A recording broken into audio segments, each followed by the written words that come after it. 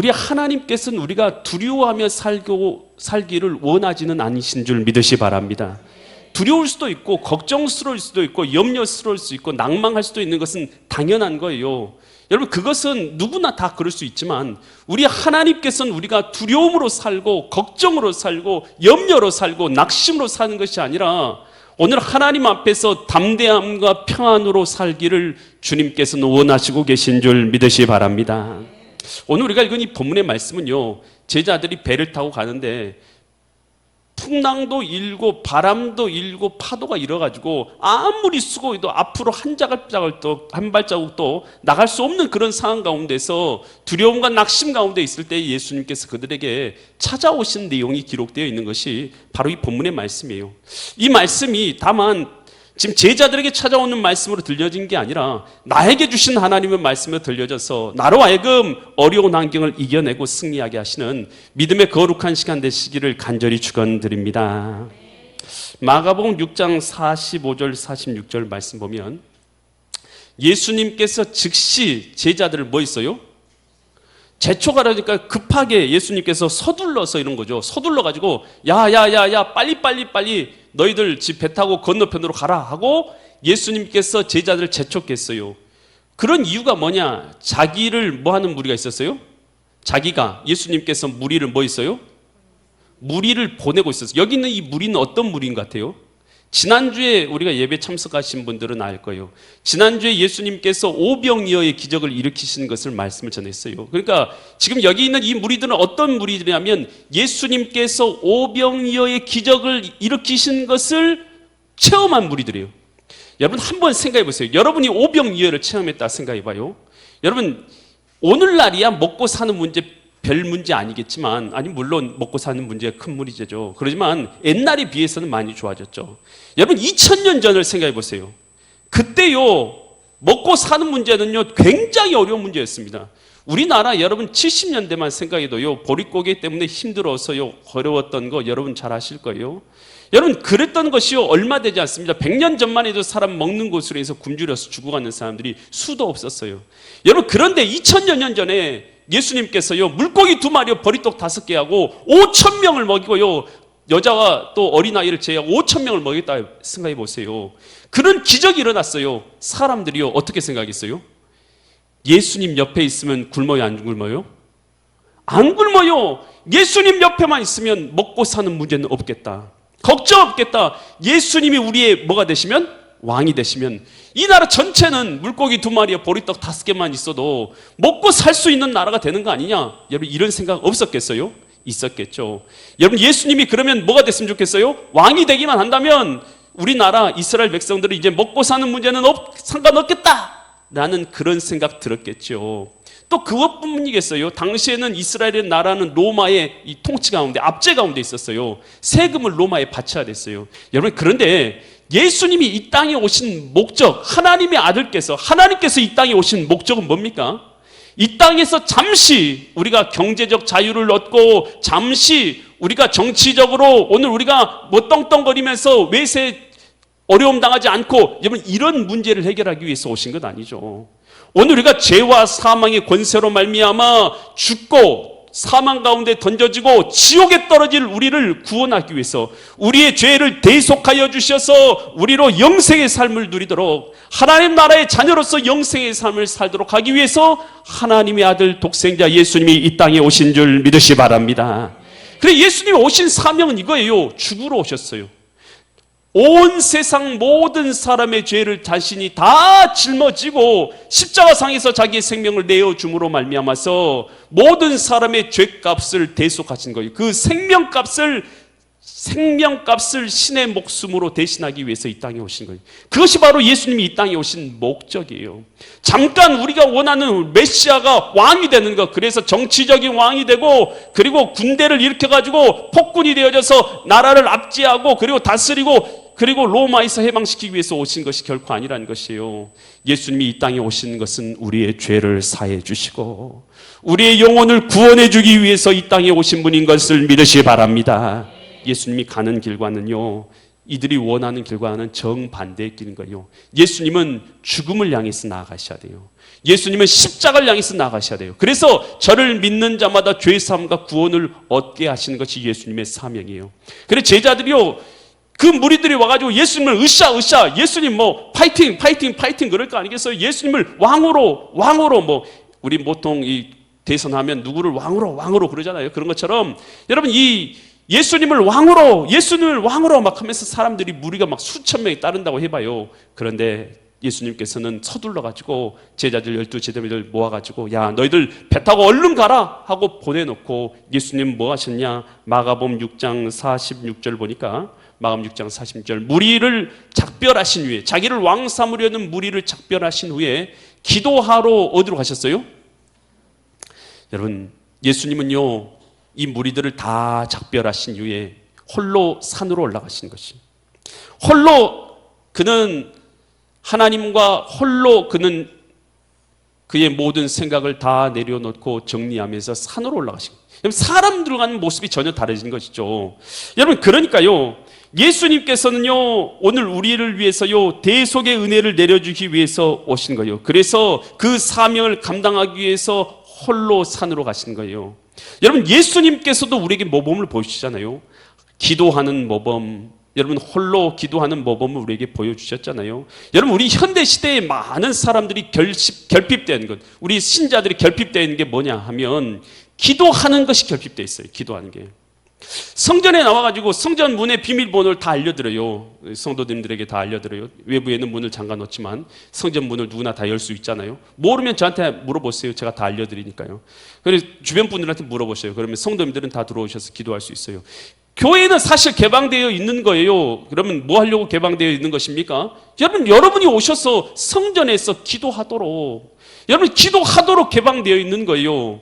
조용히 주님 앞에 나와서 기도하는 시간, 여러분 주님과 내가 교제하는 시간이 여러분 우리에게 있어야 될 줄 믿습니다. 그럴 때 우리는요 세상 유혹, 잘못된 것으로 우리를 이끌어가려는 신자를 유혹하는 것이 세상에 얼마나 많아요. 여러분 예수님도 그것을 다 포기하시고 사명의 길을 걸어가기 위해서 기도하셨던 것처럼 여러분 저와 여러분도 당연히 기도해야 될 줄 믿으시기 바랍니다. 노벨 문학상을 받은 영국의 유명한 작가 버나드 쇼가 있어요. 이 버나드 쇼가 쓴 책 중에서 하나가 성녀잔이라는 책을 썼어요. 이 성녀잔이라는 이 내용은 바로 우리가 잘 알고 있는 잔다르크 아시죠? 이 프랑스의 영웅 잔다르크를 그 중심으로 해서 쓴 작품이에요.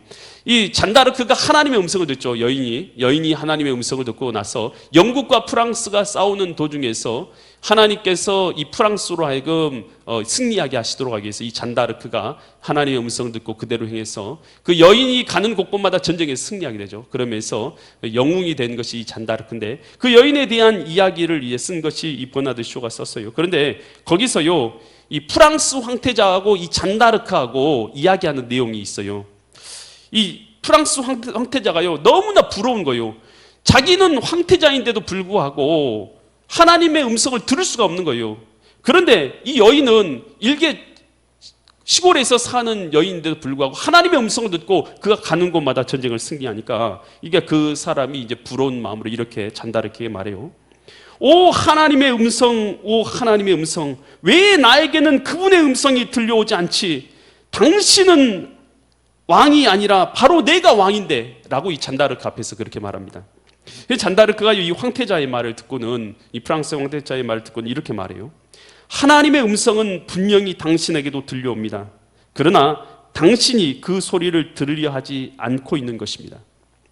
당신은 저녁에 그 소리를 듣기 위해 고요한 들판에 홀로 앉아있는 일이 없습니다. 안젤루스의 종이 울릴 때, 당시에는 하루에 3번씩 종이 울렸어요. 아침 6시, 정오, 그리고 저녁 6시. 그때 종이 울릴 때 기도를 했어요. 안젤루스의 종이 울릴 때 당신은 십자가를 긋기는 했지만 단지 그것뿐이었어요. 만일 당신이 진정으로 기도를 드리고 종소리가 그친 뒤에도 허공에 울리는 그 여음에 귀 기울였다면 당신은 분명히 나와 같이 그 음성을 들을 수 있었을 것입니다. 여러분, 하나님께서 음성을 안 들려주신 것이 아니에요.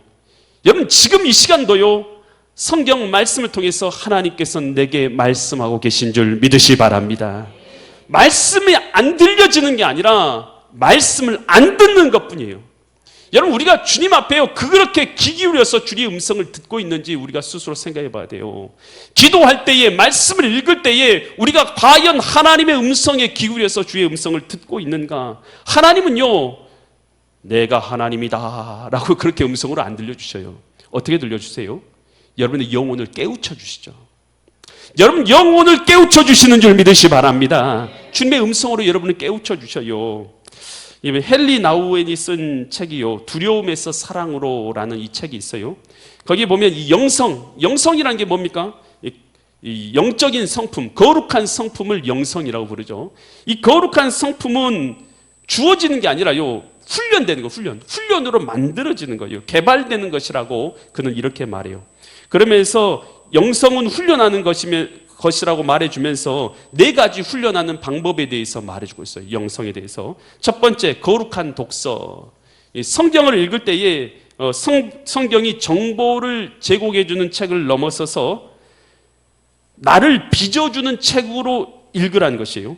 성경을 분석과 토론으로 읽기보다는 하나님이 원하시는 사람으로 나를 세워주는 책으로 읽으라는 것이에요. 그러니까 성경 말씀은 그냥 있는 게 아니라 나를 빚어주는 하나님의 음성이 있다는 걸 깨달으면서 성경 책을 읽으라는 것이에요. 두 번째, 침묵 기도로 저는 이렇게 생각하는데요. 침묵하면서 이 하나님의 말씀을 묵상하고 침묵 속에서 되새김질할 때에 하나님의 말씀이 내면 속에서 역사하신다. 머리로 받아들인 말씀이 내 가슴으로 내오고 가슴에서 내 삶으로 체계화되는 것, 이게 바로 신앙생활 아니겠습니까? 그래서 침묵 기도가 중요하다. 또 공동체 생활, 경건, 이 영성이라는 건 공동체 생활을 통해서 만들어지는 거예요. 공동체가 없으면 사람은 개인주의적이고 자기중심적이 되는 거예요. 개인주의적이고 자기중심적이죠. 공동체 생활 안 하니까. 그런데 공동체 생활하면 어떻게 됩니까? 겸손을 배우게 돼요. 섬기면서 겸손을 배우게 되는 것이죠. 또 이 영성을 개발하기 위해서 봉사를 얘기하고 있어요. 봉사는 사람을 섬기고 사랑하는 것이에요. 그래서 하나님의 마음을 알게 되는 거예요. 나보다 더 연약한 지체들, 도움이 필요한 지체를 섬기는 것, 이게 봉사 아니겠습니까? 그러면서 하나님의 마음을 알게 된다라는 것이에요. 그리고 영성이라는 것은요, 이것은요, 훈련돼야 돼요. 훈련이 없이 영성은 개발되지가 않는다라는 것이에요. 그래서 기도하는 것, 왜 나는 기도를 잘 못할까? 훈련이 안 돼서 못하는 것입니다. 여러분, 설교 말씀, 여러분 왜 나는 설교 잘 못할까? 여러분, 설교도 훈련입니다.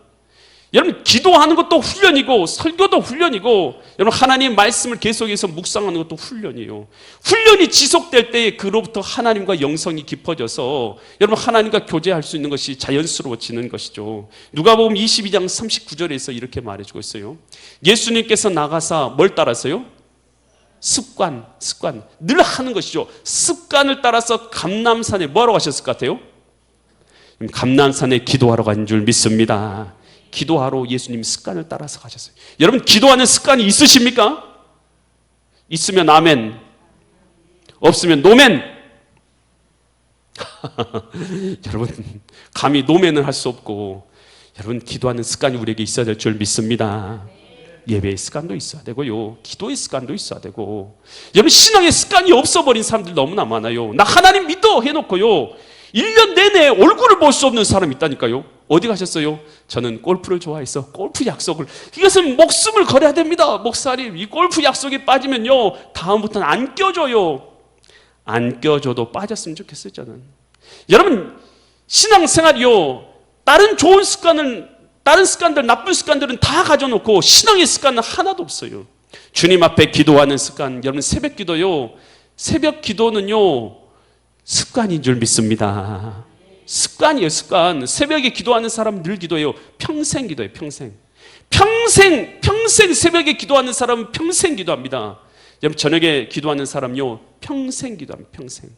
늘 기도하는 사람은요 늘 기도해요. 늘 말씀 읽은 사람은요 늘 말씀 읽겠습니다. 안 읽는 사람은요 늘 안 읽어요. 기도 안 한 사람이요 늘 안 한다니까요. 그러면서 하나님이 내게 특별한 은혜를 주셔가지고 나로 하여금 갑자기 거룩한 사람이 되기를 바라는데요, 여러분 그러지 마세요. 여러분, 이거 다 영성은요 훈련입니다. 아멘. 다니엘서 6장 10절 보니까 다니엘을 이랬어요. 다니엘이 이 조서에 왕의 도장이 찍힌 것을 알고도 자기 집에 돌아가서 윗방에 올라가 예루살렘을 향한 창문을 열고 뭐 하던 대로요? 전에 하던 대로. 이게 습관입니다. 늘 하던 대로가, 여러분 하던 대로가 있어야 돼요. 여러분 우리가 예배하는 것도 습관인 줄 믿습니다. 하던 대로. 늘 예배 빠지는 사람은요, 예배 빠져요. 그게 습관이거든요. 늘 기도 안 하는 사람은 기도 안 하거든요. 그게 습관이거든요. 밥 먹을 때 기도해요? 하셔요? 아멘. 안 하신 분들은 절대 안 합니다. 여러분 기도하세요. 그것도 습관이에요. 기도하는 것도 습관이에요. 습관을 잘 들여야죠. 하나님 앞에 감사 기도를 드리세요. 먹을 때 이거 하나님 주신 것 일용할 양식을 내게 주셔서 감사합니다. 하나님께 기도할 수 있기를 간절히 부탁드립니다. 기도하세요. 이거 신자잖아요. 하나님이 살아계신 걸 믿는 사람들은 당연히 기도할 줄 믿습니다. 다니엘도 하루에 3번씩, 죽인다 해도 하루에 3번씩 기도한 거예요. 여러분 우리 죽인다는 사람 없어도 우리 기도 안 하잖아요. 우리 습관이 잘못 들어서 그래요. 여러분 우리가 기도하는 습관, 예배하는 습관 잘 들여야 될 줄 믿습니다. 여러분 이 코로나가 참 어려운 게 뭐냐면요, 기도의 습관, 예배 습관을 다 망쳐버렸어요. 그래가지고요, 목사님 왜 안 나오셨어요? 그러면 목사님 저 예배 드렸는데요. 어떻게 드렸는데요? 인터넷을 통해서 드렸습니다. 인터넷을 통해서 드렸대요. 여러분 인터넷에서 드린 거하고 여러분 성전에 나와서 드린 거하고 똑같습니까? 여러분 성전에서 드린 것은요, 우리의 마음이 드려지고 정성이 드려지고 우리의 물질이 드려지고 우리의 시간이 드려진 줄 믿으시기 바랍니다. 여러분 경건이란 건 다른 것이 아니에요. 하나님을 두려워하는 마음으로 정성을 다해서 하나님을 예배하는 상태, 이게 경건인 줄 믿습니다. 여러분 이 경건이요, 우리의 인생의 목적, 신자의 인생의 목적은 우리가 뭐가 되는 게 아니에요. 경건을 이루는 것이 우리의 목적인 줄 믿습니다. 이게 온전한 상태요. 늘 계속해서 경건해서 두려운 마음으로 하나님을 예배하고 정성을 다해서 섬기는 상태, 이게 바로 하나님께서 우리에게 원하시는 삶인 줄 믿습니다. 그러한 자에게 하나님께서 은혜를 주시는 것은 하나님이 하실 일이고, 우리가 해야 될 것은요, 경건을 이루는 것인 줄 믿으시 바랍니다. 여러분 집에서 누워서 침대에서 여러분 예배 드릴 수도 있잖아요. 혹은 그걸 가지고요, 핸드폰으로 예배 드린다면서요. 그걸 가지고 또 화장실도 가더라고요. 화장실도 갔다가 어떻게 해요? 심지어는요, 목욕하면서도 예배를 드렸대요. 여러분 이게 지금 예배입니까? 아니면 예배가 아닙니까? 여러분 그것은 시청이죠. 시청한 것이지 예배라고 할 수 없습니다. 예배라는 것은요, 나의 마음과 중심과 정성이 주님 앞에 올려드려지는 것인 줄 믿으시 바랍니다. 이게 바로 경건이다라는 것입니다. 여러분 그래서요, 여러분 예배의 습관이 제대로 들여지고 기도의 습관이 제대로 들여지고 성경 읽는 습관이 여러분의 가운데 제대로 들여질 수 있기를, 그래서 봉사하는 삶을 통해서 여러분 우리의 영성이 공동체 속에서 개발되는 은혜가 있기를 간절히 축원드립니다. 그러면서요, 지금 예수님께서 야 서둘러 해가지고 서둘러 가지고 지금 배 타고 지금 제자를 보내고, 그리고 예수님은 산으로 올라가지고 지금 기도하고 계시잖아요. 그런데 마가복음 6장 48절 보니까 어떤 어려움이 있었어요? 바람이 거스는, 바람이요 세차게 부는 거예요. 여러분 배를 타고 가는데 여러분 여름에 있는 것처럼 뭐 이 모터가 있는 배가 아니죠. 배를 어떻게 해요? 노저어서 가는 거예요. 노저어서. 여러분 노 잘 저으세요? 전 이제 이 성지순례 가가지고 이 이스라엘 가지고 이 갈릴리 바다에서 저도 노를 한번 저어봤어요. 이거 전문가들이나 노졌지. 여러분 우리 일반인들은 노져가지고요 한 발자국도 못 나가요. 전문가들이나 노졌는 거지. 계속 구절 보여주시겠어요? 바람이 거스리니까요, 제자들이 힘겹게 노를 져요. 그러니까 살살 노젓는 게 아니에요. 힘겹게 노를 젓는 것을 보시고 밤 사경에, 그러니까 지금 한 새벽 4시쯤이라 이렇게 생각하세요. 그런 바다 위를 걸어서 그들에게 오시는데, 여러분 보세요. 힘겹게 노젓는 것을 누가 보셨어요? 여러분 예수님이 지금 어려움을 겪고 있는 것을 압니까? 모릅니까? 이것을 알아야 돼요. 여러분 예수님은요, 우리가 어려움을 겪고 있는 것을 알고 계십니다. 보고 계십니다. 모르시는 게 아니에요. 다 알고 계셔요. 노 적고 있어요. 그런데 여러분 세상에서 제일 힘든 게 뭔 줄 알아요? 뭐 같아요? 어쩔 땐 낭망됐어요. 아무리 노력해도 조금이라도 변화가 있으면 사람이 별로 안 힘들어요. 근데 노력을 아무리 해도 변화가 없으면 힘들어요, 안 힘들어요? 힘들어요. 아무리 노력해도 아무것도 얻지 못한다면, 아무리 노력해도 제자리걸음이라면요, 사람 그때 낙심하게 돼요. 공부한 학생들 물어보세요. 영어 공부하는데 계속해서 막 단어 외우고 뭐 다 외우고 했는데 영어는 늘어요, 안 늘어요? 실력이 안 늘어. 그러면 낙심 안 돼요? 낙심돼. 그런데 잊지 마세요. 영어 공부는요, 계단식으로 올라가요, 계단으로. 아무리 공부를 열심히 하다 보면 갑자기 이렇게 성장할 때가 있어요. 그러니까 낙심하지 마요. 근데 우리가 어려울 때도 마찬가지예요. 계속 열심을 다하는데, 열심을 안 하는 게 아니에요. 열심을 다하는데 어떻게 해요? 아무런 한 발자국도 앞으로 나가지 못하는 환경 가운데 있을 때, 그때 사람이 낙심되는 거예요. 제자들이 그때요 낙심되고 두렵고 염려되는 거예요. 그 바다 가운데서요 아무리 노져도 한 발자국도 안 가니까요 얼마나 힘들겠어요. 그때 예수님은 보고 계시다는 거예요. 그러면서 어떻게 하냐? 마가복음 6장 49절 보니까 제자들이 걸어서 예수님이 제자들에게 오는 거예요. 근데 제자들이 그가 바다 위로 오심을 보고 유령인가에서 소리를 깜짝 놀라서 소리 질렀더니 50절 보니까 그들이 다 예수를 보고 놀랐어요. 그런데 이에 예수께서 곧 그들에게 말씀하시되 이르시되 안심하라 내니 뭐 하지 말라? 두려워하지 말라. 여러분, 우리 하나님의 우리를 향하신 뜻은 분명해요. 두려워하는 것입니까? 두려워하지 않는 것입니까? 두려워하지 않는 거예요. 환경은 어려워요, 안 어려워요? 어려워요. 환경 어렵다니까요. 환경 힘들어요, 안 힘들어요? 힘겹게 놓쳐 보세요. 한 발자국도 안 나간다니까요. 환경은 힘이 든다니까요. 힘이 들어요. 힘이 들고 어렵고 괴로워요. 환경도 힘들고 힘도 들고 어렵고 두렵고 낙심되는 거예요. 그러나 하나님의 나를 향하신 뜻은 두려움이 아닌 줄 믿으시 바랍니다. 주님께서는 우리가 두려움으로 사는 게 아니라 담대함으로 평안으로 이 땅을 살기를 원하신 줄 믿으시 바랍니다. 예수님께서 이 땅에 오신 목적에 대해서 성경에서는 이렇게 말해요. 마태복음 1장 23절에서 이렇게 말합니다. 1장 보라 처녀가 잉태하여 아들을 낳을 것이요 그의 이름을 뭐라 하리라? 임마누엘이라 하리라 하셨으니 이를 번역한즉 하나님이 우리와 함께 계시다 함이라. 여러분, 하나님이 우리와 함께 계시면 우리는 두려움을 이길 수 있는 줄 믿으시기 바랍니다. 여러분, 다윗이요 쫓기는 환경 가운데서도 누가 함께 계셔요? 하나님이 함께 계시니까 그는 두려워하잖아요. 시편 23편 4절에서 이렇게 말합니다. 내가 사망의 음침한 골짜기로 다닐지라도, 어려운 일이 있다는 것이죠. 두려운 일이 있다는 것이죠. 그러나 해를 두려워하지 않는 이유는 뭐예요? 주께서 나와 함께 하심이라. 다윗이 힘세서 안 두려운 게 아니에요. 다윗도 두려워요. 자기보다 강한 사람 만나면. 그러나 하나님이 함께 계신다는 이 믿음이 있기 때문에 두려움을 이길 수 있는 줄 믿으시기 바랍니다. 여러분, 이 데이비드 리빙스턴이라는 선교사님이 있어요. 그는 이 아프리카 지역에서 오지에서 선교를 했죠. 참 어려운 일들을 참 많이 만났어요. 그 리빙스턴 선교사님이요 83세의 나이로 영국의 블레스코 대학에서 이제 강연을 하게 돼요. 강연하게 되면서 자기가 당했던 어려운 일들을 망해요. 그도 결혼했었는데요. 결혼해서 그 아내도 같이 갔다가 리빙스턴 선교사님의 아내가 갑작스럽게 죽게 돼요. 바로 선교 가자마자 죽게 돼요. 그랬을 때도 그는 두려워하지 않고 잘 이겨냈어요. 또 그리고 이 목숨을 잃을 뻔한 이 사자를 만나기도 해요. 선교하러 가다 사자를 만나기도 하고 또 여러 가지 들짐승의 위협을 많이 당합니다. 그뿐만 아니라 말라리아 같은 여러 질병을 당하기도 하고 고통을 당하기도 하고 또 그들 원주민들이요 그를 위협하기도 해요. 그런 위협들을 막 당해. 그럼에도 불구하고 평생을 그곳에서 선교하잖아요. 어떤 사람이요 그 이야기를 다 듣고 나서 학생이 손을 들고 말해요. 어떻게 그렇게 두렵고 염려되고 힘든 일들을 많이 당하셨는데 어떻게 지금까지 끝까지 그 사명을 잘 감당할 수 있으셨습니까? 라고 물어봐요. 그랬더니까 이 리빙스턴 선교사님이 이렇게 답변을 해요. 환경과 문화가 다른 사람들 사이에서 복음을 전파하는 일은 생각보다 어려운 일이었습니다.